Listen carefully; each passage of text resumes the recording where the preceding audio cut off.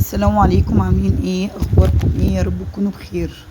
العيد داخل علينا بقى، وعايزين نعمل شويه حلويات خفاف كده للضيوف، لاي حد يخش علينا.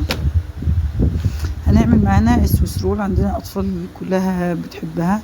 اعياد ميلاد، اي مناسبات، فحلو معانا قوي وسهل.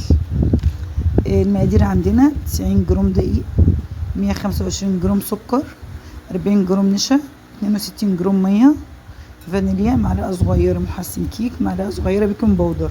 طب لو انا حابه اعمله شوكولاته، احوش معلقتين من الدقيق واحطهم كاكاو، ويا ريت يكون كاكاو خام اللي هو الاسباني، لان طعمه بيبقى قوي واللون بيطلع اللون اللي هو البني الغامق اللي هو الدارك، يعني بيبقى حلو قوي معاه. لو ما عندناش الا الكاكاو التاني ممكن ازود معلقه كمان، يعني يكون 3 معالق. هبتدي طبعا المقادير بتاعتنا كلها في العجان.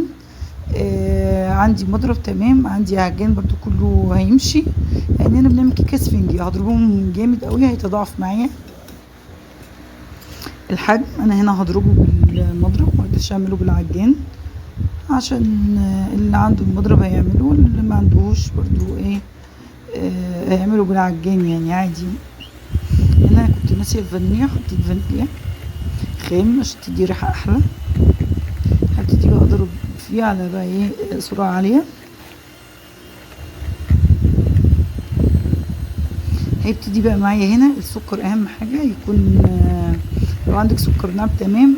السكر اللي هو الحرش يعني بسيط قوي هتحطيه برضه، اما الحرش جامد ده مش هينفع معانا، لازم تطحنيه الاول عشان تستخدميه، عشان هيبهدل معايا الكيكه وهتهبط، مش هتكون حلوه، وتكون وشها مخرس كله. هنا بقى بفضل اضرب لغايه ما القوام يعلى ويبيض، لاني بعمل كريمه.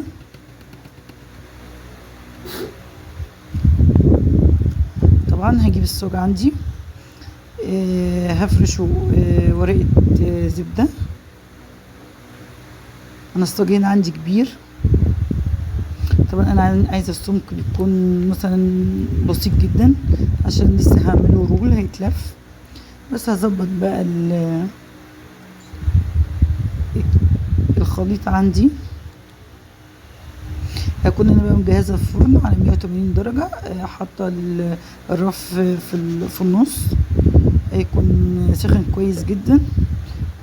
هبتدي بقى ادخل الصاج، مش هيكمل معانا ربع ساعه تلت ساعه بالكتير، واطلعه.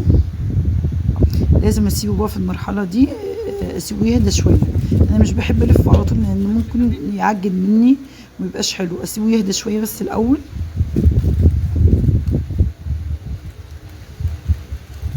وابتدي بقى اقلبه بقى واحشي الورقه. وحشت الورقه وقلبته على الوش التاني. انا بقى هنا كان برد معايا، يعني ما ملفتوش بصراحه، بس هو لو لسه دافي معاكي لفيه. حطي ورقه فويل في النص ولفيه.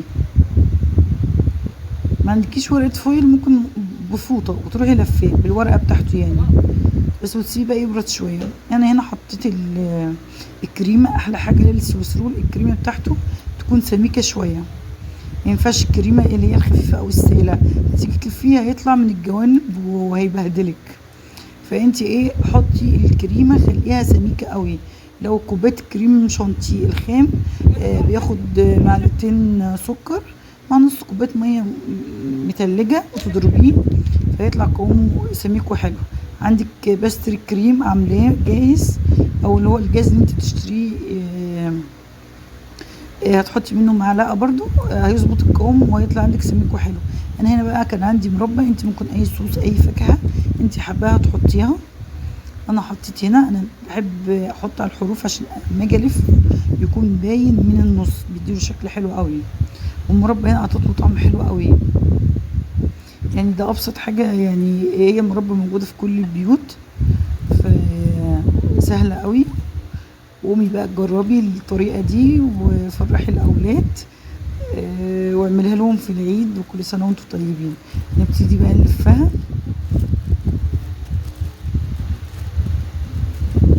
شوفي بتتلف معايا بكل سهوله ازاي. ولا اتقطعت ولا حصل لها اي حاجه. حتى لو حصل شرخ ولا اي حاجه في العجينه بتبقى سهله قوي، لان بعد كده هحط عليه كريمه وشوكولاته او التزيين اللي انت تحبيه. احلى بكتير من اللي احنا بنجيبه من السوبر ماركت، ودي حاجه انت عاملاها في البيت ومضمونه، وبتطلع حلوه قوي زي ما انتم شايفين كده. طلع حلو معايا قوي. تبتدي بقى الحركه بقى الحلوه دي، الحركه دي حلوه قوي معاكي. هتخليه يتلف رول ويبقى مظبوط معاكي. تفضلي تعملي بالسكينه بقى وتلفيه. طبعا هو بهدلني هنا، بس هلفه بقى بالفوطه واسيبه بقى من هنا. في حطيه في التلاجة يبرد خالص او يجمد كمان. ممكن تحطيه في الديب فريزر 10 دقايق يجمد، وتطلعيه بقى عشان يبقى سهل قوي في التزويق وفي التقطيع كمان. هنا عندنا كريمه حطيت. انت لو عندك شوكولاته يعني ممكن تنزلي بالشوكولاته على طول. برضو التزويق ده على حسب ذوقك، على حسب اختيارك. هنا انا عملت بقى بقيه الكريمه اللي اتبقت مني، وهجهز بقى صوص شوكولاته. بجيب باكيت شوكولاته بقطعها، احط عليها معلقتين زيت ذره، واحطها على حمام مائي. اللي هي بجيب حله احط فيها ميه سخنه واحطها على النار، واحط فيها البوله بتاع الشوكولاته لغايه ما تسيح خالص. بس وابتدي اشوف بقى ساحت معايا جامد ازاي. ساحت معايا خالص، وانا هنا قلبتها كمان قدامكم. ابتدي بقى احطها كلها. انت بقى ممكن كمان تحطيها على شبكة لان الزوائد كلها دي تنزل. انا يعني عملتها على الورق.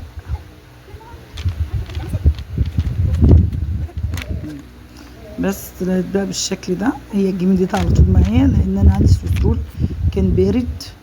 بس عايزه بقى تحطي حبه كنافه، عندك شوكولاته فرمسيل، عندك شوكولاته مبشوره، اي حاجه فاكهه، اي حاجه تحبي تزوقي بيها. انا هنا حبيت تزوق كل قطعه لوحديها. عندك بقى شوكولاته بيضه تعملي كل خيوط بالشوكولاته البيضه براحتك. طبعا عشان يدينا الشكل الحلو زي ما احنا بنشتريه من بره.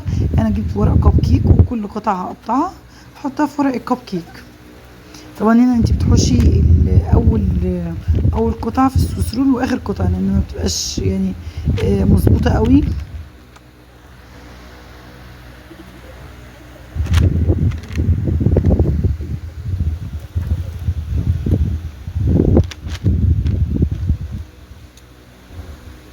طبعا القطع اللي هي الزيادات اللي هي بتبقى من قدام ومن ورا دي احنا مش بنرميها، احنا بنعملها كبات، وبرده بتديها لاولادك وتبقى حلوه قوي في التقديم. بس هنبتدي بقى نقطع كل السوسرول بالشكل ده. يعني شوفوا هو من جوه عامل ازاي، ملفوف حلو قوي مش متقطع. القطعه طالعه مظبوطه قوي، والمربى باينه من جوه. طبعا هي حطينا في الكنافه. هبتدي بقى اقطع كله واحطه.